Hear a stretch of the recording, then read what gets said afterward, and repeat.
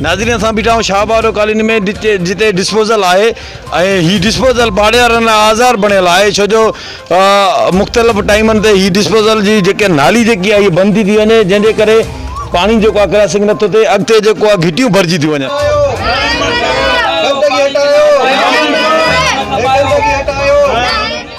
Chairman जी कारकर्दगी बाक़ायदा इहो chairman असांखे खपे ई न यूसी में ना हला करप्ट आहे टे शादियूं वधाईंदो वेंदो सफ़ाई न कंदो घर ई सफ़ाई। अच्छा हिन डिस्पोजल मां तव्हांखे केतिरो फ़ाइदो आहे? हिन मां नुक़सान ई नुक़सान आहे असांखे। डिस्पोजल जा अहिड़ा मुलाज़िमनि जेके तेल था खपाइनि सॼो ॾींहुं पैसा पंहिंजे गीदे में हई वेठा आहिनि छा करे इहा नाल ई चेयरमैन जी आहे उन्हनि जी न आहे।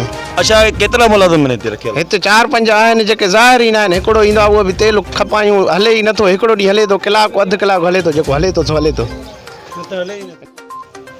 जीअं त ही डिस्पोजल जेको आहे असांजे लाइ तमामु हिकिड़ो ख़तरनाक ऐं नाकारा आहे ऐं हिन जे हुजण सां ईअं सम्झो असांजे पाड़े में मोहल्ले में घणी गंदगी बीमारियुनि मुंहुं कढियो आहे। नंढड़ा मासूम बचड़ा न्याणियूं अचण जे लाइ बि तयारु कोन आहिनि ऐं उहो पाणी मां गुज़रनि पिया ऐं हिन डिस्पोजल ते टे माण्हू रखियल आहिनि जेके 4 माण्हू रखियल आहिनि पघारूं खाइनि पिया उनजो 15 लीटर 18 लीटर जेको तेल चवनि था उहो अचे थो ऐं उहो खपियो वञे थो न हले ई कोन थो।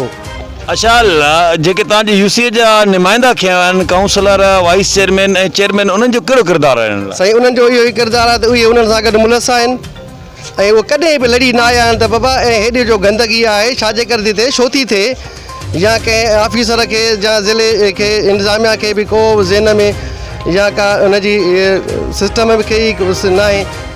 मेयर खे दरख़्वास्त ॾेई चुका आहियो? मेयर खे दरख़्वास्त ॾिनी आहे। मेयर जे लाइ जेको आहे ख़िलाफ़ु जेको आहे सो असां एजाज कयो आहे हिन मोहल्ले जे तरफ़ां सरापा एजाज कयो आहे। गंद में पाणीअ में बचड़ा 2-3 ॿार त वीचारा ॿुॾी विया आहिनि हिन गंद में हिन पाणीअ में ॿार ॿुॾी विया आहिनि जंहिंखे पाड़े वारनि मोहल्ले वारनि कढियो आहे ऐं हींअर बि ॾिसो त केतिरी हालत आहे।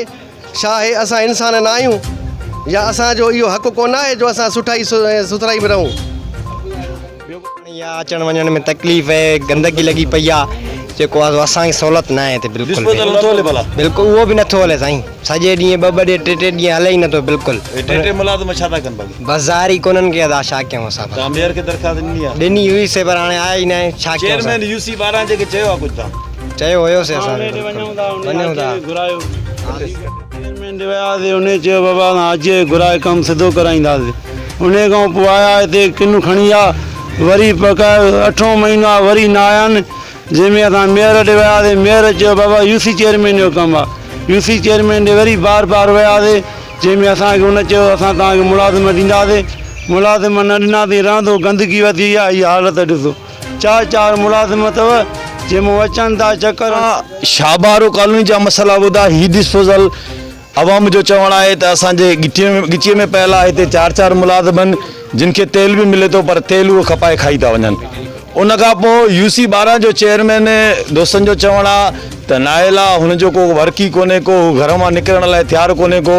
असां आला अमलदारनि खे ऐं आला अख़्तियारनि खे अपील था कयूं त ख़ुदा रा असांजी वार कई वञे ऐं मेयर खे अलाए केतिरा चकर चई चुका आहियूं अलाए केतिरा एहतिजाज कया आहिनि पर मेयर बि निंड में सुतल आहे। शाहिद हुसैन अबड़ो MD सिंध मुंहिंजी सिंध न्यूज़ चैनल।